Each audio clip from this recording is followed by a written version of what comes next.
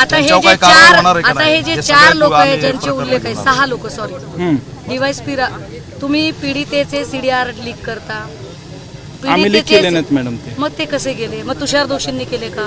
कुणी लीक केले? तुषार दोषी मॅडम तपासासंदर्भातल्या काही ज्या गोष्टी आहेत ते मी आपल्याला या ठिकाणावरती बोलू शकत नाही. तपासाचे अधिकारी म्हणून मला त्याचं बंधन आहे, कोर्टाला मला त्याची मान्य, मला मान्य की आपण बोलू शकत नाहीत.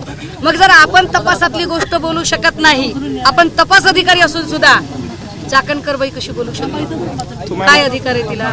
तुषार दोषी बाजूला बसले होते की नाही? मग तुषार दोषी खरेच आडनावाचे आणि नावाप्रमाणे दोषी आहेत का? का त्यांनी असं केलं?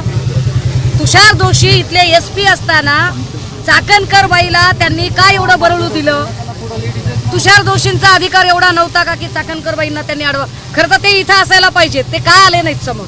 राज्यव्यापी आंदोलन त्यांनी तुम्हाला कशाला तोफेच्या तोंडी द्यावं? मी मॅडम विभागाचा डीवायएसपी आहे, मी तपासिक अधिकारी आहे, त्यामुळे सर पण आपण ऐका, एकीकडे आपण डीवायएसपी आहे, विभागाचा अधिकारी म्हणताय, दुसरीकडे आपण तपासिक अधिकारी आहे, दुसरीकडे आपण म्हणताय की माझ्या अधिकार कक्षेत अमुक एक आहे, अमुक अर्धा दूर उडाली त्याने. दुसरीकडे आपण म्हणताय की नाही माझ्या अधिकार कक्षेत ही बाब नाही, माझ्या अधिकार कक्षेत ती बाब नाही. मग अधिकार कक्षेत कुणाच्या बाब आहे? आम्ही वाटल्यास 2 दिवस थांबतो बाबा इथं. आता ह्याच्या पुढे काय बोलायचं?